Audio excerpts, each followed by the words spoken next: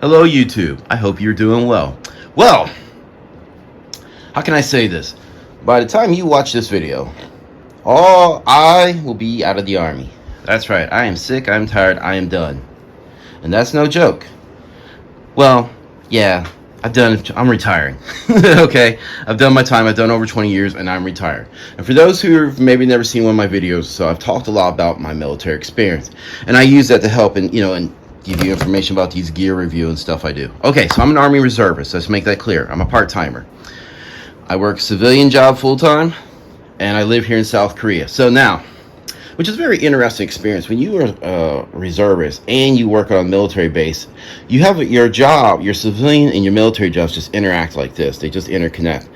Because my civilian job is to support the active duty, and it's also even to support the reserves, like when we do our simulation training and stuff. So I'm actually supporting the active duty as a civilian, and I get supported on the civilian side as a reservist, and as a reservist I support the active duty, and blah blah. They interconnect, right?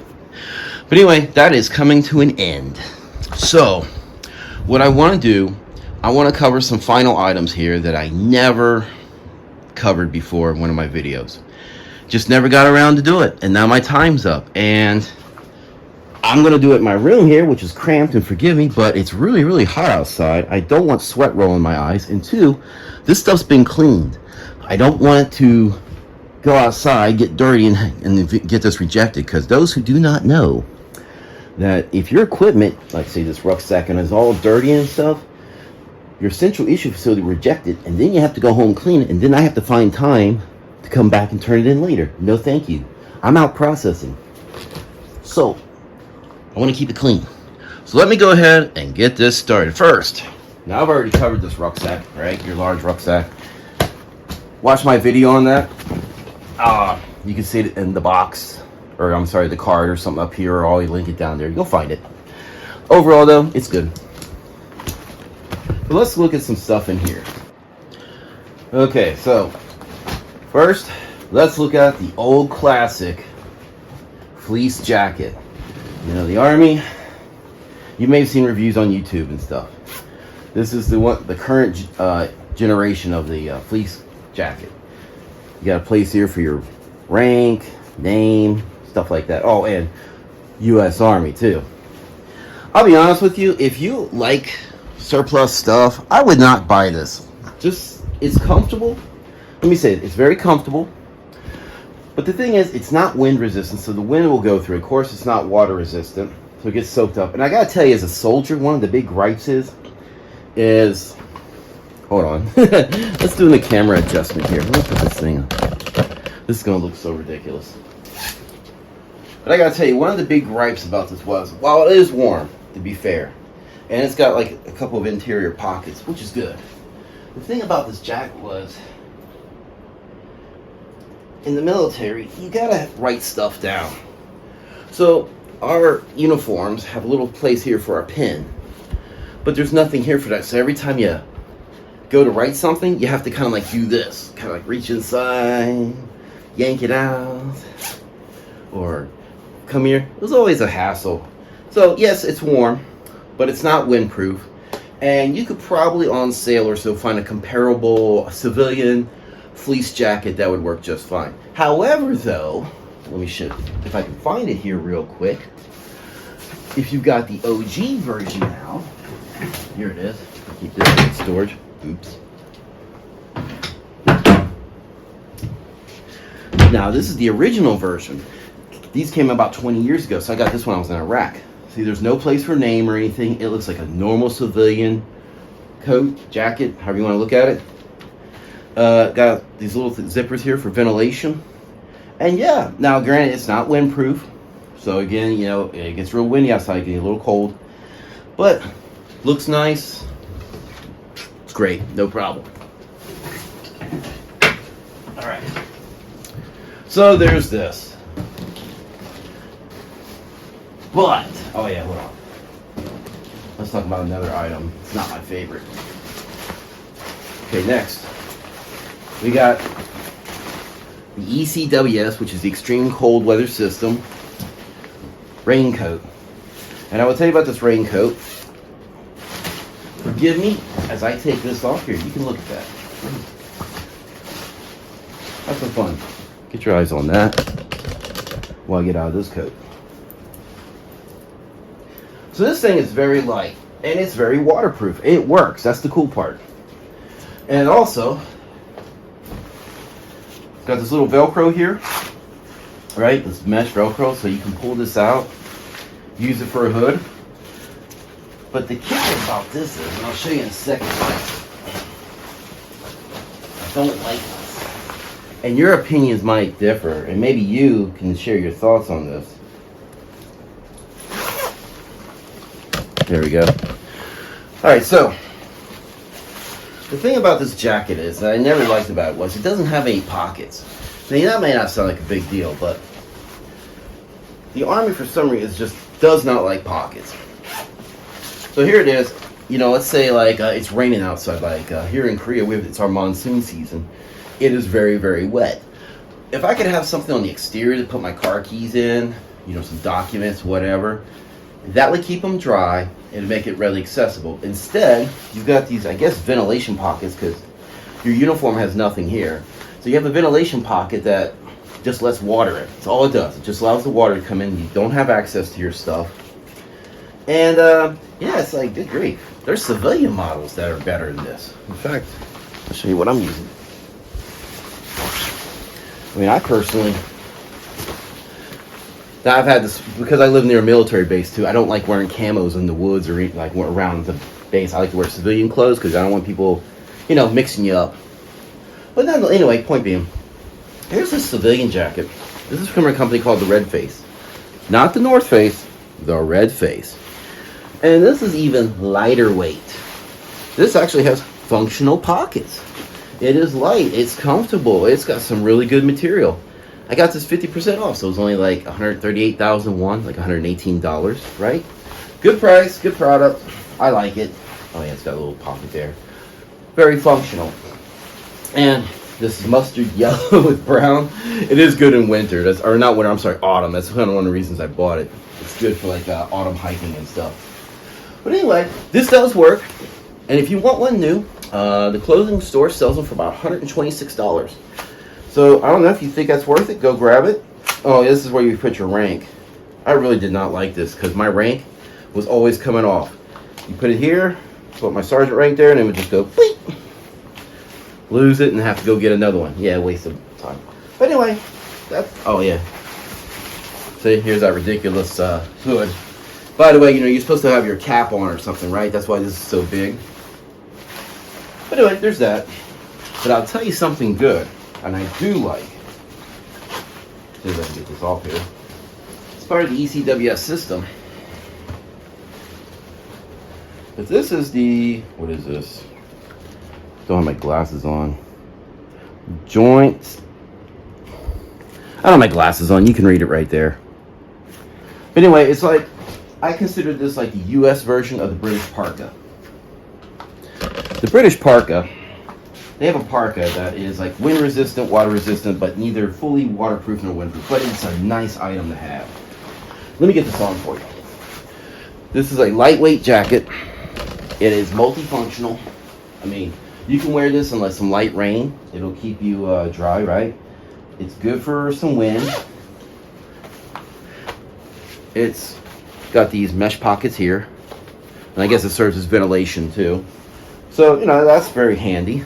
You got pockets here, so it's useful, functional, practical, all that stuff. Oh yeah, arm ventilation here, right? Okay, because these things can get hot real quick, so you want to have ventilation. And you put your name and rank here. And the hood, all you simply do is, because it's held by Velcro, pull it out and just wear it. Like if you were to get, if you had to choose one item between this versus this, I would say, oh my gosh, wearing this thing's making me sweaty. Got sweat in my eyes. Get this. If you can find it in a good price, I would recommend trying this out. I like this a lot. So let's take this over here. Okay. Now, okay, that's enough fashion modeling. Let's get over here. Get the eyes back on. Next, is a classic. Well, first, I'm sorry, before we go to the classic, let's talk about our E-tool here. E-tools, the extension tool. You pop up on YouTube videos, you'll see like a lot of bush crafters, veterans or something. They like to get out and they like to build stuff. They like to take their old E-tool with them. I personally don't use this that much. I do use it in my personal civilian life, like when I go in the woods camping or something, playing in the woods occasionally. But the thing is, as you can see, it's a rather large item. It's very useful. You can cut roots and stuff. That's why you have this, or I guess a person if you had to use this in a fight. You've can make a chair with it. All kinds of stuff. Yeah, the chair for it. This is not my idea. It was like, what is it? Put it down like that, loosen it, and then you pop your butt here. Something like that. But the thing is, I personally bought like some Gerber. I don't have them out. I'm sorry, I don't have it here with me. But I bought some that's what's called civilian camping shovels. They're like this big. They fold up. Tiny package. Is it as robust as this? Absolutely not. But on the other hand, it's just so much easier to stow away. Great for a small backpack or something. However, if you do like these, you can buy, what is it called? General Quartermaster. They have one they sell. I don't know if it's the actual official or it's a third part, like a knockoff. But you can buy theirs, and it's similar to this. You can buy the USGI one, but yeah, it's a good solid product, man. These things are around for decades. The first one I ever used was back in 2004 at Fort Jackson. And yeah, we had to go do, what was it, Valley Forge, where we had to actually dig our own foxhole, you and your battle buddy. That's my first real experience using this thing, and I gotta say, it's solid. It works. If you want it, I would recommend it for that. But if you're trying to save weight like myself, and since I'm not fighting through woods and trees and stuff when digging, I tend to just keep this on standby. Anyway, there's that. Now we're gonna look at the classic modular sleep system. This baby's a classic. The one I have here is the older version from the early 2000s. There was an approved version that looks like this. What do they call it? It's the Universal Camouflage Powder UCP version. Okay, it's in this color, not this. It's a little smaller.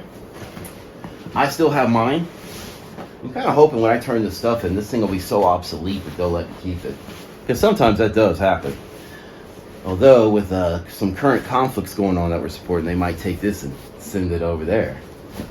But anyway, let me tell you about this. This thing, I'll tell you the pros right here. It's warm. It works, okay?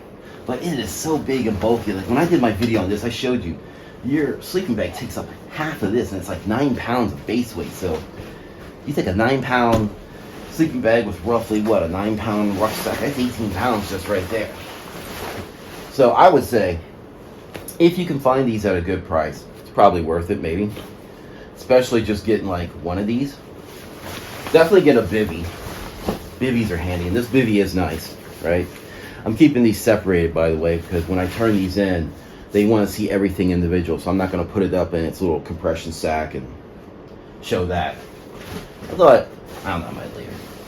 But anyway, I'm not going to do that.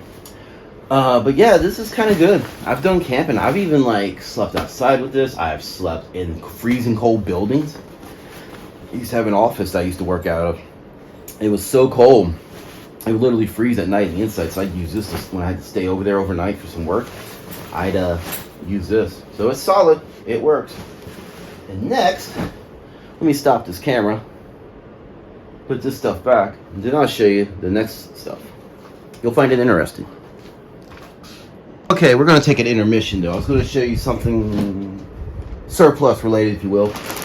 But, actually some body armor. I'm going to take a break. This is a treat for myself.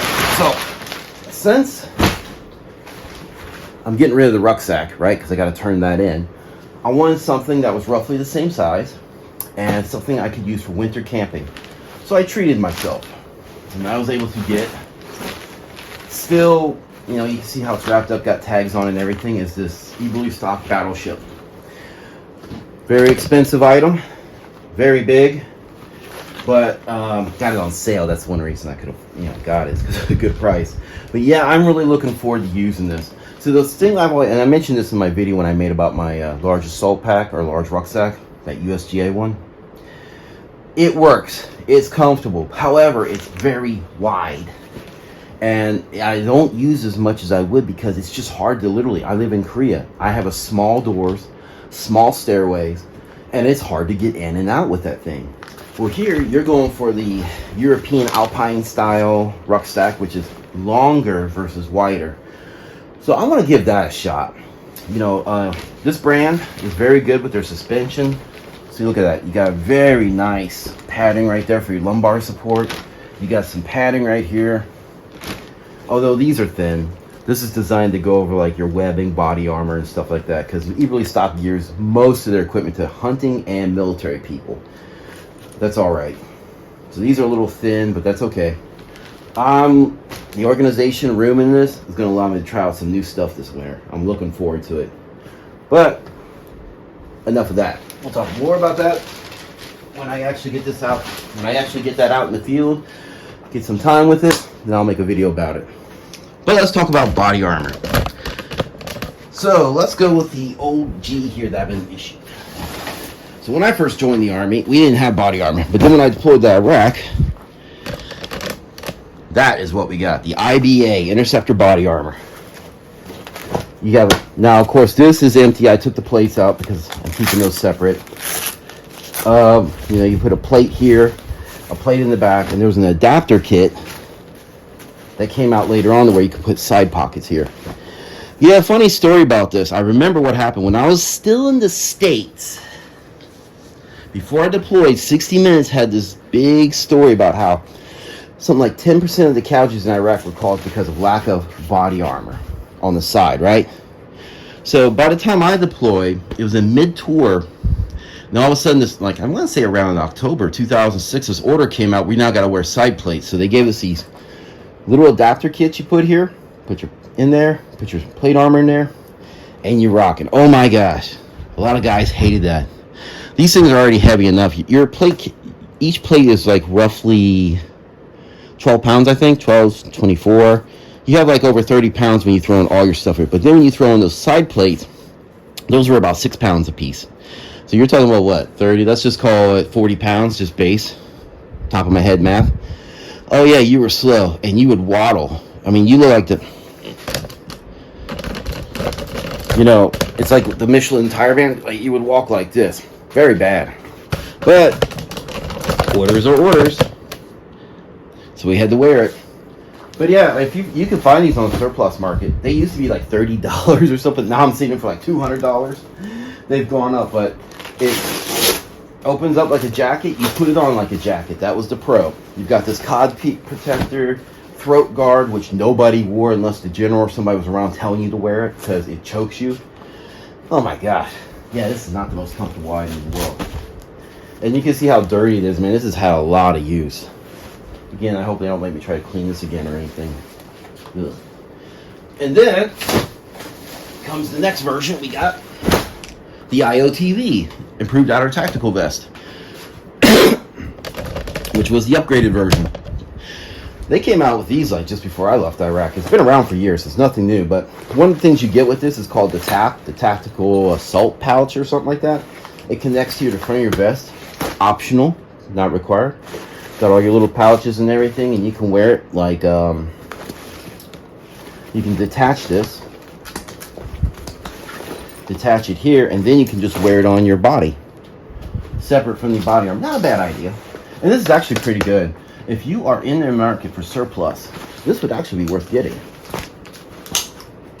Check this out. There's other YouTubers that cover it. It's the Tactical Assault Pouch.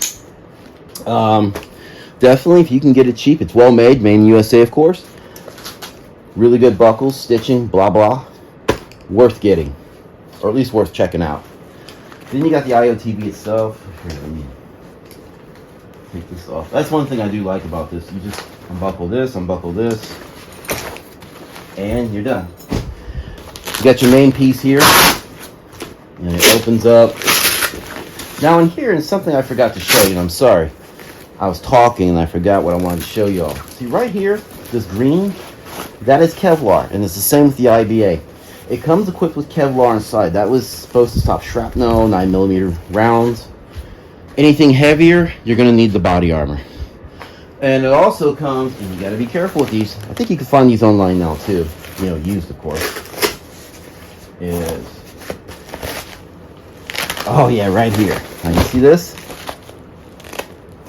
Don't pull this unless it's an emergency. If you pull this, that's going to has a cord that goes all the way through here, all the way through the back, and you will have the pleasure of putting this thing back together again. I think I'm perfect. There you go. See right here? That's your cord. When you release that, this body armor falls apart, and that was in response to what was going on in Iraq, where we had soldiers falling in canals and they were drowning. So to counter that, they came out with the IOTV system. The weight distribution's a little better. It's a little bit more comfortable. It's got a little more padding. The side panel, see right here, you got pockets already integrated. You don't have to put on adapter kits or anything like that. So yeah, a lot better. And of course, I did not mention on any of these, because I already got them packed away, and I'm sorry. Oh yeah, there's no throat guard here. That's cool. But you got like what's called the DAPs that also absorb armor. They look like these big shoulder pad things that come here. Yeah, you got those on both of those. And again, unless somebody's telling you to wear it, you tend not to wear it because they just get in the way. And that's one thing we're going to lead to next.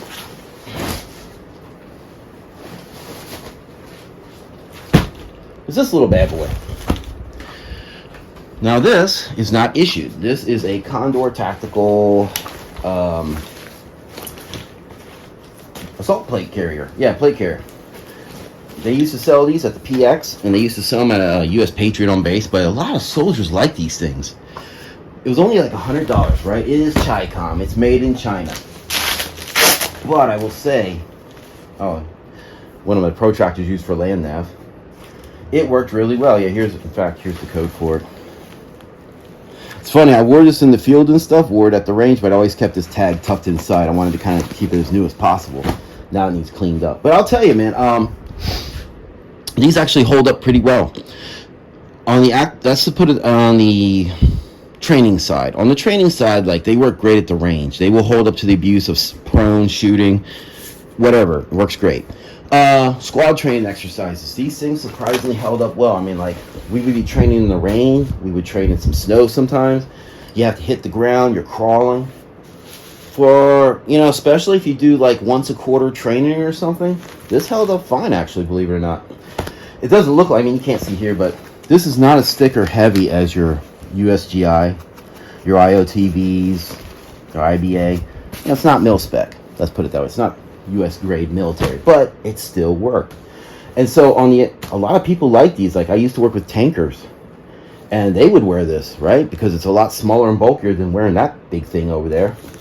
And it got the job done. However, but it doesn't have Kevlar built in. It only has protection if you got the plate carriers. The thing now, if you're curious, you notice this rust here? That's from being in my basement, because it's damp down there, and it's been in there so long it's gotten some rust I got to clean up. And I got to clean this stuff off. But it still holds up. It's still got a lot of life into it, and I won't be needing this anymore, so I'll clean this up and probably sell it off. But definitely worth a buy. And also, because a lot of people are in the CrossFit, especially in the military community, they like buying these, putting them on, and, you know, doing CrossFit with it. Okay. And I think we're about out of stuff. So, let me get next. This might be my last item. Knee pads. And you're like, what's the big deal about this? Well, okay, so first, I never got issued with pads, right? Knee or elbow. So I had to buy my own. And that's actually okay, because one of the cool things about this, here's a little outdoors trick for you. If you get the right knee pads, see, like this, now it has the gentle slope. This actually makes a decent pillow, believe it or not. All you do is you just put your head, like, put this back here, and you've got a pillow, and it does work.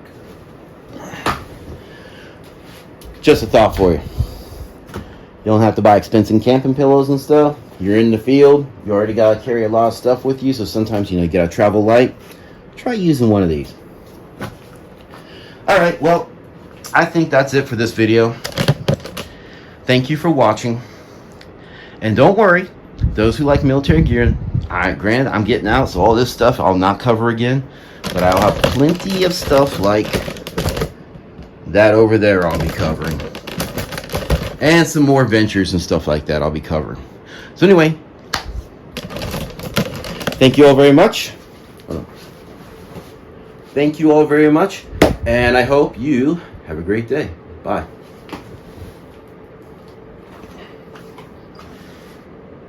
You know what? I did forget something. And it wasn't that shirt. Here's what I forgot to cover. The Woobie blanket. You notice I got two of these. This one, I think I got in 2010. It was issued to me. This one I bought when I got at Fort Bragg in 2006 because we were transitioning from woodland camouflage pattern, that BDU pattern so many people refer to it as, to the ACU, right? Or Universal Camouflage Pattern, UCP. So I bought this myself along with a bunch of young gung-ho soldiers who are very, wanted to get the latest and greatest. And let me say about the latest and greatest. I am not the biggest fan of this. And you just saw one reason why. I know the Woobie blanket, the poncho line, is very popular, but it's got this nylon material. And it just slides around like you saw there. It just slides right off. It's always a hassle.